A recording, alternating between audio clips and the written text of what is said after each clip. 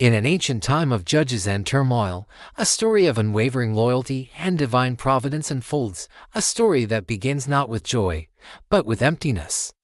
In the town of Bethlehem, a severe famine gripped the land, forcing a man named Elimelech, his wife Naomi, and their 2 sons, Mahlon and Chilion, to leave their home. They journeyed to the neighboring country of Moab, seeking survival, strangers in a strange land. For a time, life seemed to settle. The sons married Moabite women, Orpah and Ruth. But tragedy was not far behind. First, Naomi's husband Elimelech died.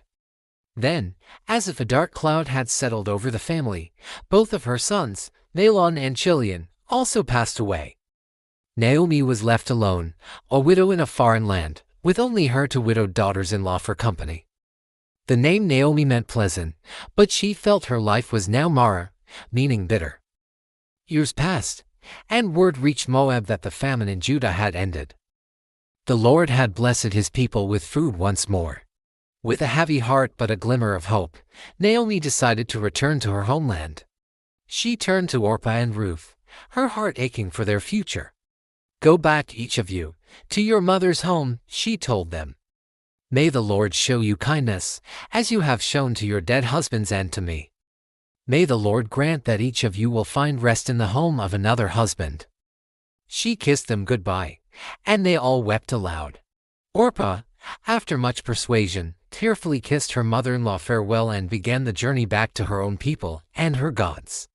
But Ruth clung to Naomi. When Naomi insisted again, Ruth spoke the words that would echo through eternity, a vow of breathtaking loyalty: "Do not urge me to leave you or to turn back from you. Where you go I will go, and where you stay I will stay. Your people will be my people, and your God my God. Where you die I will die, and there I will be buried. May the Lord deal with me, be it ever so severely, if even death separates you and me." Seeing Ruth's determination, Naomi said no more. So, the 2 women, one old and bitter, the other young and steadfast, made the long and arduous journey together. They arrived in Bethlehem just as the barley harvest was beginning, a season of hope and new life. The whole town buzzed with their arrival. "Can this be Naomi?" the women asked. "Don't call me Naomi," she replied.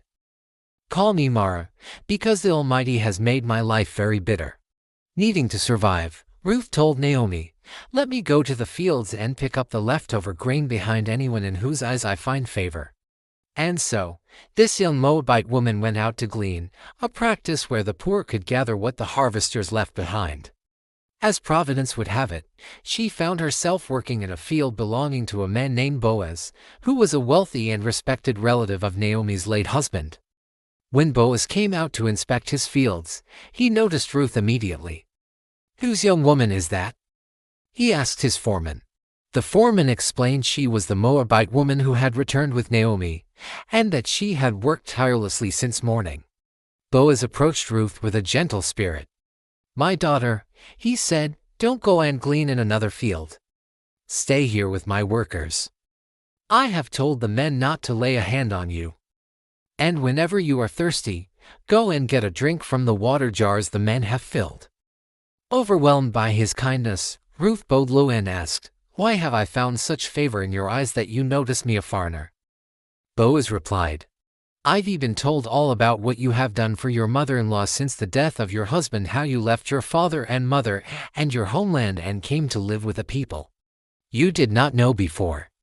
May the Lord repay you for what you have done." He then invited her to share his meal, providing her with roasted grain, and instructed his workers to intentionally leave stalks of barley for her to gather. That evening, Ruth returned to Naomi with an abundance of grain. Naomi was stunned. "Where did you glean today?" she asked. "The name of the man I worked with today is Boaz," Ruth replied. A spark of hope ignited in Naomi's eyes. "That man is our close relative," she exclaimed. "He is one of our kinsman redeemers."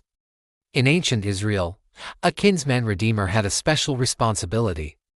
If a relative died without sons, the kinsman redeemer could marry the widow to carry on the deceased's family name and keep the property within the family line. It was an act of familial love and social responsibility. Seeing a divine plan unfold, Naomi devised a bold strategy. At the end of the harvest, she instructed Ruth, "Wash, perfume yourself, and put on your best clothes. Then go down to the threshing floor, but don't let him know you are there until he has finished eating and drinking. When he lies down, note the place where he is lying. Then go and uncover his feet and lie down. He will tell you what to do."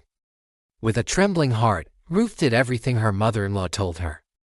In the dead of night, Boaz awoke with a start to find a woman lying at his feet.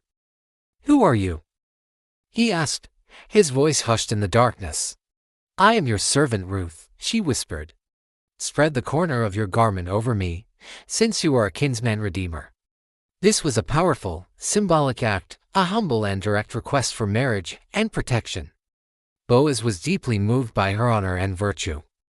"The Lord bless you, my daughter," he said.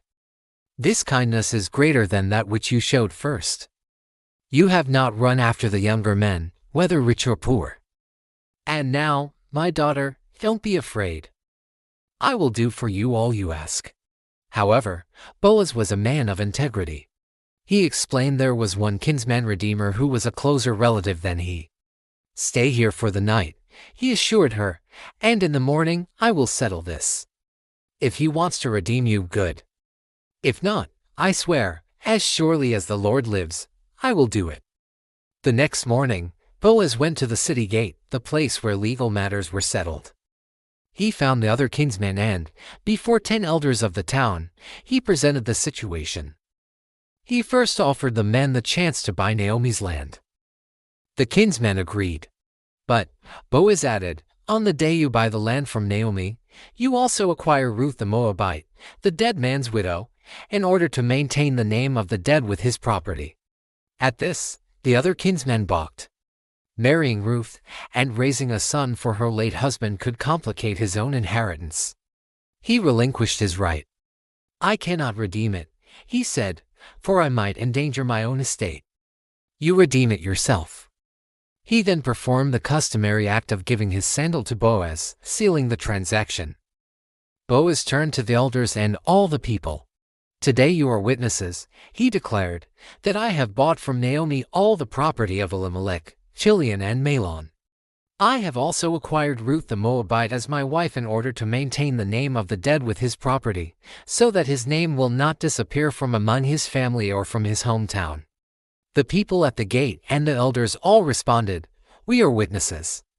May the Lord make the woman who is coming into your home like Rachel and Leah, who together build up the family of Israel." So Boaz took Ruth, and she became his wife. The Lord enabled her to conceive, and she gave birth to a son.